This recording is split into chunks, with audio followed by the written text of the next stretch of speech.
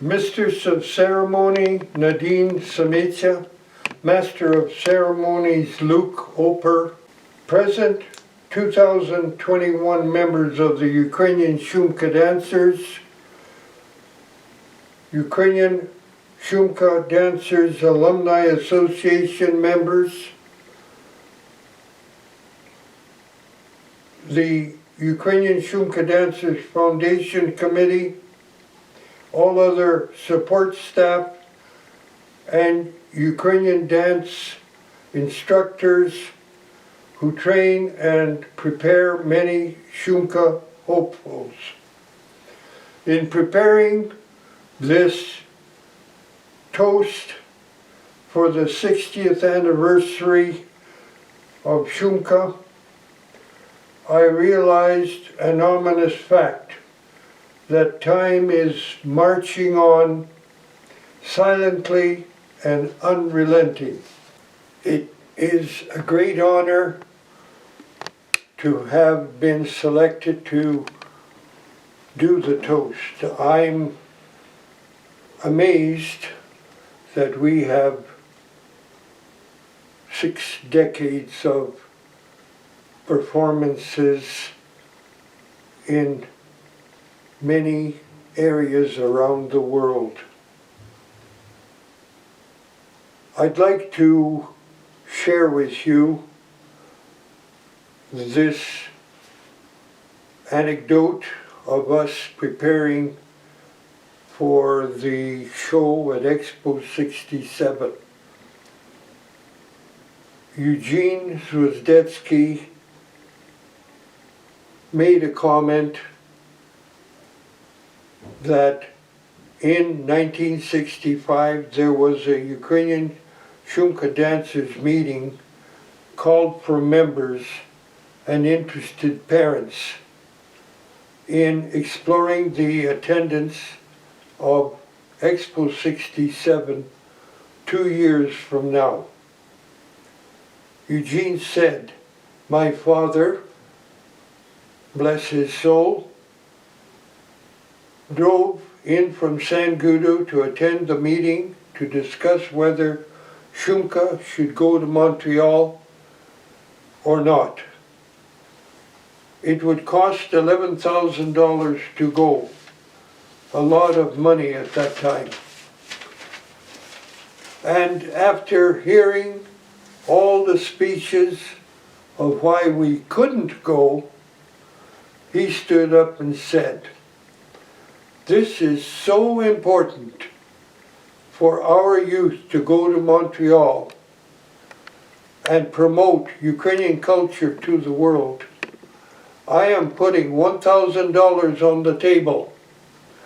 If there are 10 more of you in this room who will do this and they believe in our youth the way I do, they will go.' By the end of the day, we were going.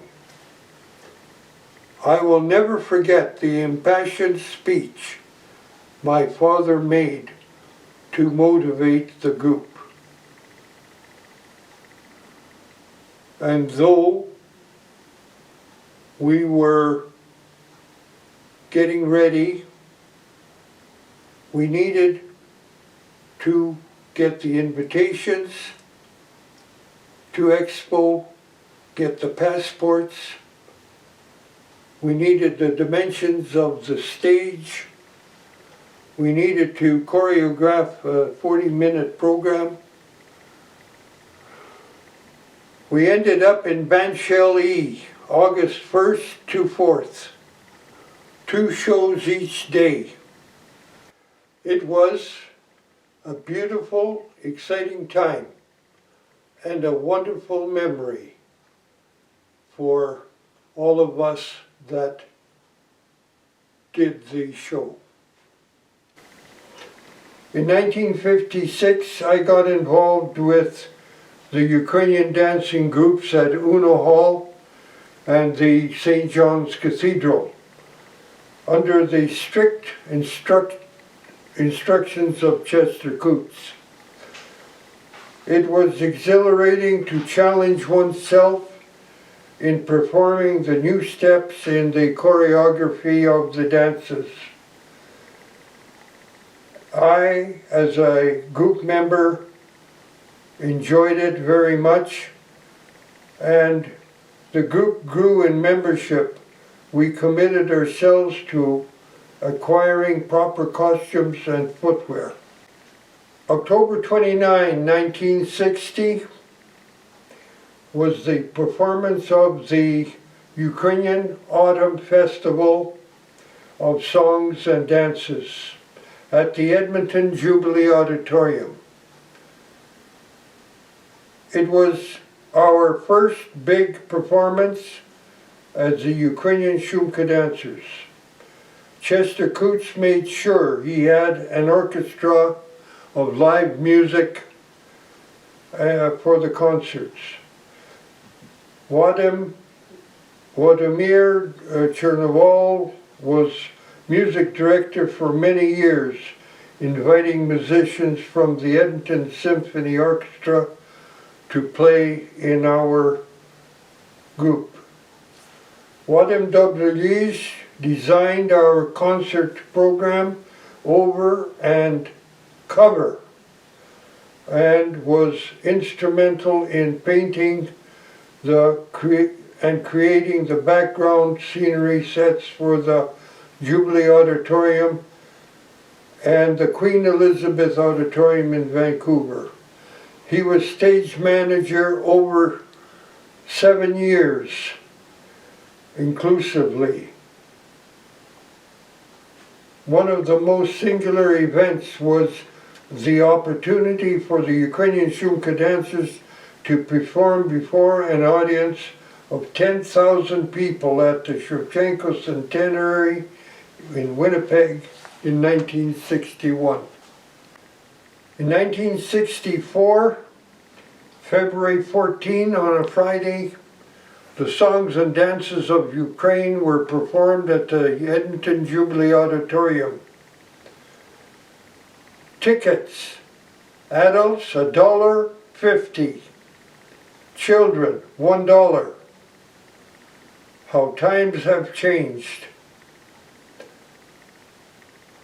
In the programs of the concerts through the 60s, we have Shumka dance members working diligently to create new choreography. The open freedom of creativity developed in the membership is Shumka's strength. Members helped each other to reach the higher plane of performance. Over 6 decades, the troupe's alumni has supported it intellectually, professionally, and financially to allow the group to advance to the higher performance. 1990, Ukrainian tour. The impossible was overcome.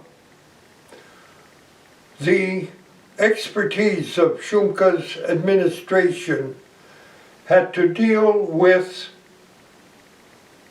the hall contract, the transportation of dancers, costumes, stage props, sound and lighting equipment, the insurance contracts, and food for the dancers. The opportunity for Shumka members to go and tour throughout the homeland was the finest gift our group of dancers could share with the audiences in Ukraine, performing to the music created by Brother Eugene Zvozdetsky. In some ways, these diverse experiences endured by the 64 Shumka members of the troupe justified what Shumka has tried to do artistically over the years.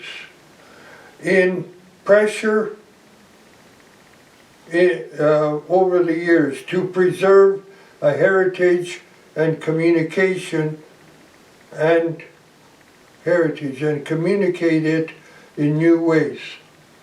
Shumka is a family that spreads its love for life through its performances. We value each Shumka member as they contribute to the whole organization.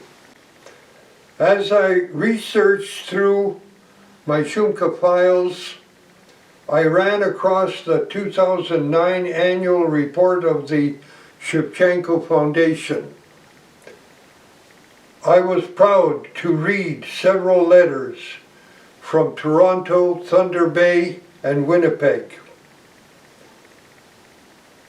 of the appreciation of the Foundation's financial help in funding the choreography workshops, the training workshops, and the certification of Ukrainian dance instructors in the Shumka School of Dance syllabus of Ukrainian dance. In the 90s, Shumka member Doug Rachinsky, the guru of the Shumka school syllabus, is making himself available to share the instruction of the 9 tiers of the Shumka dance curriculum and supervise the certification exam for each tier.